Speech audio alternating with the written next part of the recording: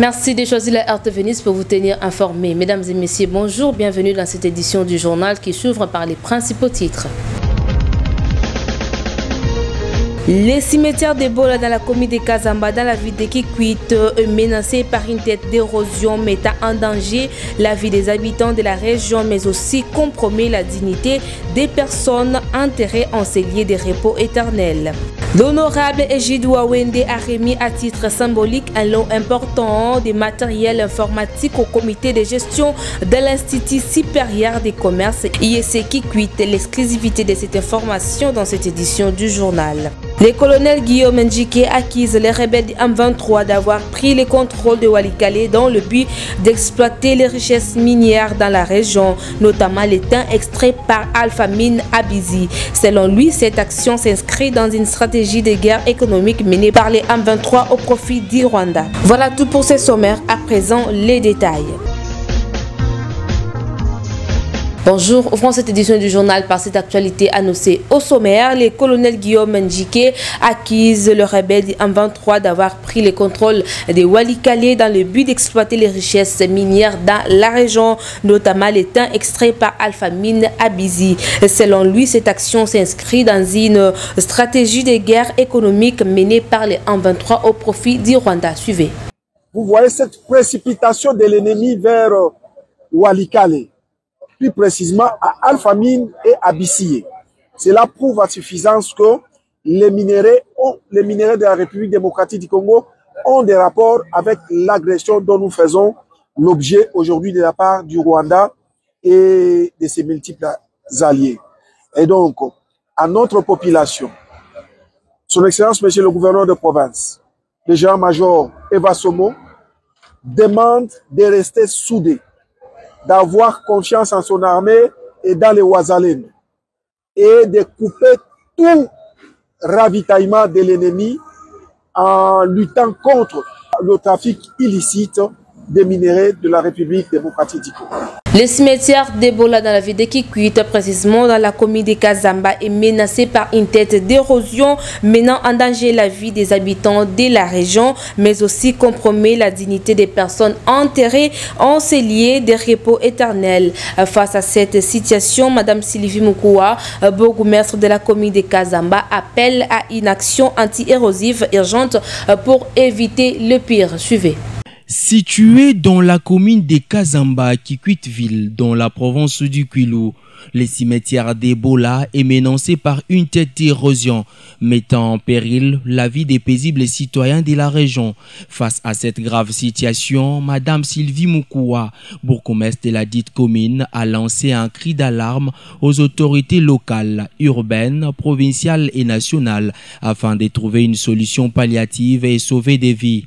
La détériorisation de la situation, qui s'est produite de manière rapide et alarmante, nécessite une action immédiate pour éviter une catastrophe. La lutte anti-érosive apparaît comme solution possible pour sauver à la fois les cimetières et la route qui a une dimension économique et sanitaire pour la région. Cette situation met en danger la vie des habitants de la région, mais aussi compromet la dignité des personnes enterrées dans ces lieux de repos éternel. Il y a un double impact. Il y a un impact sanitaire na kati. Pour passer à ma jambe, il y a qui ressuscité Ebola il y a 95. Mais nous savons comment est-ce que Ebola vous fait ban. Bon, pour quand on vigile, il y a un problème ça me ravitaillement à ville d'avant est impossible. Il y a un double impact. Protection à cimetière, puis ravitaillement na badare alimentaire dans ville. Il y a un lomandé, ba fond il y a landa beto, il y a ba message, ba député na beto. Ba gouverneur, ba maire de la ville, moi ça la ba plaidoirie sam n'engela na kuna betu zwa ba tolungu ça dit ça betu sam na uyidira yo vutukila kwa kukubika la libre va dire passage ba véhicule fait ya ke baby ça. Toujours dans la ville de Kikwit, où un protocole d'accord pour la redevance des œuvres d'esprit des artistes a été signé ce vendredi 21 mars 2025 entre la Sokoda et l'Union des musiciens de Kikwit, Imiki El Manze. Suivez ce reportage avec Christian Nakatala pour en savoir plus. Dans le cadre de sa mission d'identification et enregistrement des artistes dans la ville de Kikwit, le directeur provincial de la Société congolaise des droits d'auteur et droits voisins du Kwilu, Maître Daniel Mabela, a échangé au cours d'une séance de travail qu'il a présidée ce vendredi 21 mars 2025 avec les artistes musiciens réunis au sein de l'Union des musiciens de Kikwit, UMIKI en sigle, dirigée par le leader de l'orchestre Attaque sans recul. Objectif: présenter et vulgariser les avantages qu'offre la Sokoda à tout auteur d'œuvres d'esprit sur base de quelques conditions à remplir, notamment la déclaration des œuvres à la Sokoda, l'achat de la carte de membre et tant d'autres critères. Après cette sensibilisation, s'en est suivi la signature proprement dite du protocole d'accord entre les artistes musiciens et la Sokoda. Les DP de la Sokoda Kwilu appellent les artistes musiciens à l'unité et à s'affilier à la Sokoda afin de bénéficier des droits de leurs œuvres d'esprit. Aujourd'hui, c'était la deuxième phase de notre mission dans le cadre de l'identification et enregistrement des artistes musiciens pour la signature du protocole d'accord. C'est ce que nous avons fait aujourd'hui pour la deuxième fois consécutive. L'ambiance était bon au fixe, tout le monde a répondu favorablement à cette initiative. Vous savez que les artistes depuis longtemps ont été marginalisés, ils ont été abandonnés à leur histoire. Aujourd'hui, s'ils voient la Sokoda prendre la relève, assurer ses prérogatives dans le cadre de la loi portant protection droit d'auteur, je pense qu'ils peuvent être les bienvenus et puis ils ont souhaité bon vent à la Sokoda. Merci beaucoup. Le message est simple, c'est que les artistes doivent désormais compter sur la Sokoda. Vous savez que la Sokoda, c'est une structure, un service, un organisme national qui est partout à travers la République démocratique du Congo. Sa mission consiste d'abord à la prise en charge des artistes. Alors, les artistes doivent savoir que la Sokoda, c'est un service apolitique qui n'a rien à voir avec la polémique interne entre artistes au niveau de la ville de Kikwit. Nous appelons tout le monde à l'unité, à la solidarité. Nous sommes là. Question de se conformer aux formalités telles qu'exigées par la loi. Et puis la Sokoda prendra en charge les restes. Parlons également de cette actualité annoncée au sommaire. L'honorable Ejide Wawende a remis à titre symbolique un lot important de matériel informatique au comité de gestion de l'Institut supérieur des commerces IEC Kikwit. Cette cérémonie s'est déroulée en présence de quelques étudiants de cette institution d'enseignement supérieur au campus de Bali, non loin du pont Kwilu. Ceci réaffirme sa détermination à investir dans l'éducation de la jeunesse. Suivez le reportage avec Bob Luboma pour en savoir plus. C'est au campus de Bali, non loin du pont Kwilu, devant un échantillon des étudiants de l'IEC Kikwit, que l'honorable Ejide Wawende a remis au comité de gestion de cette institution d'enseignement supérieur un lot important de matériel informatique. Ceci montre sa vision d'un avenir où la jeunesse est équipée des compétences nécessaires pour faire face aux défis du monde moderne. Il réaffirme ainsi son engagement en faveur de l'éducation en offrant aux étudiants de l'IEC Kikwit des opportunités d'apprentissage et développement personnel indispensables pour leur réussite professionnelle. Nous avons une seule préoccupation, c'est la formation de l'élite de notre province du Kwilu et de la République démocratique du Congo. On ne peut pas former sans passion, on ne peut pas former sans une volonté ferme. Et la volonté ferme se manifeste, nous l'avons dit, par 3 critères. Le premier critère, c'est le personnel hautement qualifié. Le deuxième critère, c'est le matériel d'appui, matériel didactique ou technique pour la formation. Le directeur général de cette institution, M. Georges Ngo, promet d'utiliser ces matériels informatiques en bon escient pour le bien de toute la communauté estudiantine. Merci beaucoup pour ce matériel que vous venez d'ajouter. Nous vous promettons, au nom de toute la communauté, au nom du comité de gestion, que ce matériel que vous nous donnez sera utilisé à bon escient.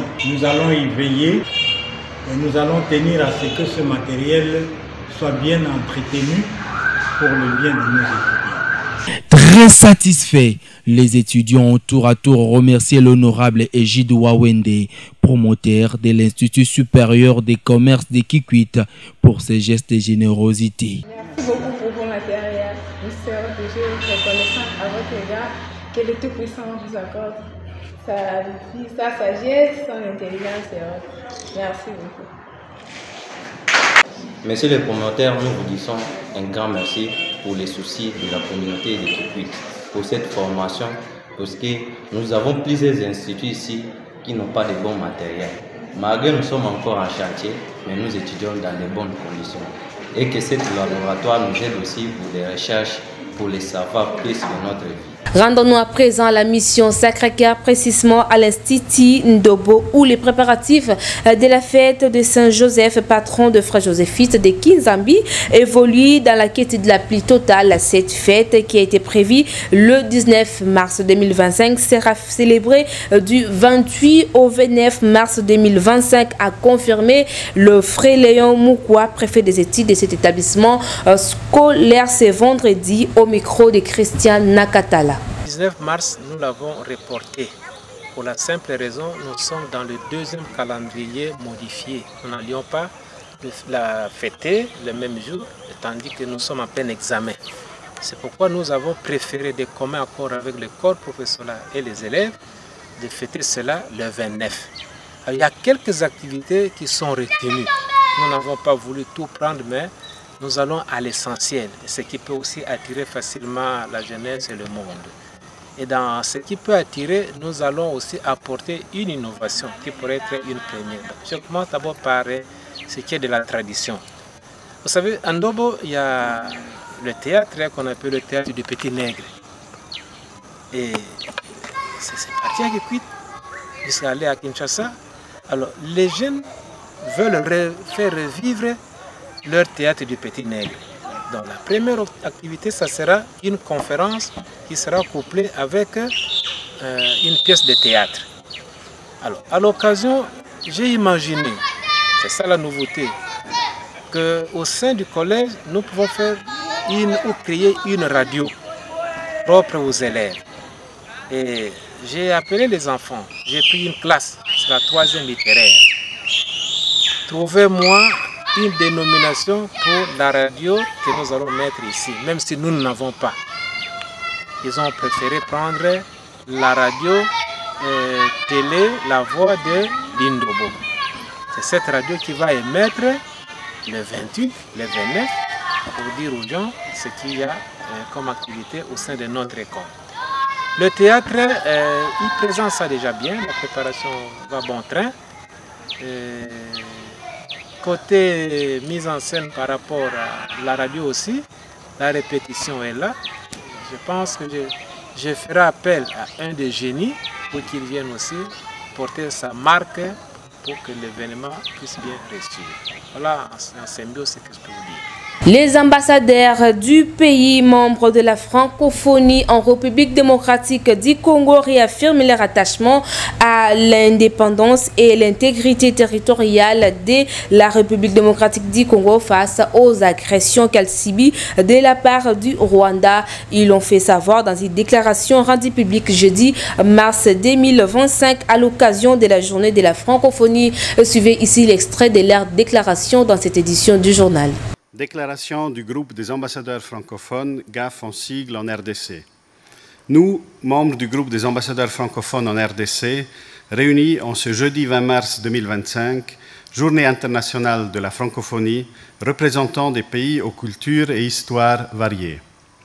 Nous sommes unis tant pour notre attachement à la langue française que par le lien particulier que nous entraînons avec la République démocratique du Congo, pays francophone le plus peuplé au monde et aux potentialités culturelles, géostratégiques et économiques immenses. Alors que le pays fait actuellement face à une violation de sa souveraineté par le Rwanda, nous réaffirmons notre attachement à l'indépendance et à l'intégrité territoriale de tout pays francophone et de la République démocratique du Congo en particulier. Nous attachons la plus grande importance au respect de ce principe. Nous exprimons notre vive préoccupation face à la rapide dégradation sécuritaire observée depuis le début de l'année dans l'est du pays en raison de l'offensive menée par le mouvement du 23 mars, avec le soutien de la force de défense rwandaise. Cette offensive a conduit à la prise de contrôle principalement des villes de Goma et Bukavu, chef-lieu du Nord et du Sud Kivu, les 28 janvier et 14 février 2025. Nous nous inquiétons des conséquences humanitaires dévastatrices de cette offensive et des violations des droits humains commises à l'égard des populations, en particulier les cas de violences sexuelles à l'égard des femmes et le recrutement forcé d'enfants soldats. Nous appelons à la cessation immédiate des hostilités, au retrait du M23 de toutes les zones qu'il occupe illégalement et au démantèlement des administrations parallèles illégitimes qu'il a mises en place. Nous demandons également aux forces de défense de tout pays tiers non invités de cesser tout soutien aux groupes armés rebelles précités et de se retirer immédiatement et sans condition du territoire congolais. Nous demandons la fin des attaques contre les civils, les personnels humanitaires et les personnels des Nations Unies. Nous soutenons les efforts diplomatiques déployés par la SADC, l'EAC, l'Angola et réaffirmons le rôle essentiel des processus de Luanda et de Nairobi. Nous appelons à la mise en place urgente d'un cessez-le-feu préalable à des pourparlers sincères. Avant de nous séparer, prenez le rappel des principaux titres. Les cimetières d'Ebola dans la commune de Kazamba, dans la ville de Kikwit, menacés par une tête d'érosion mettant en danger la vie des habitants de la région, mais aussi compromet la dignité des personnes enterrées en ces lieux de repos éternel. L'honorable Ejidou Wende a remis à titre symbolique un lot important de matériel informatique au comité de gestion de l'Institut supérieur des commerces IEC Kikwit. L'exclusivité de cette information dans cette édition du journal. Le colonel Guillaume Ndjike accuse les rebelles du M23 d'avoir pris le contrôle de Walikale dans le but d'exploiter les richesses minières dans la région, notamment l'étain extrait par Alpha Mine Abizi. Selon lui, cette action s'inscrit dans une stratégie de guerre économique menée par les M23 au profit du Rwanda. C'est à ce terme que nous bouclons totalement cette édition du journal réalisée par Bruce Bouka, la coordination de Gloire Mounungi, les concours rédactionnels de Bob Luboma et Christian Nakatala. Bon début de week-end chez vous. Au revoir.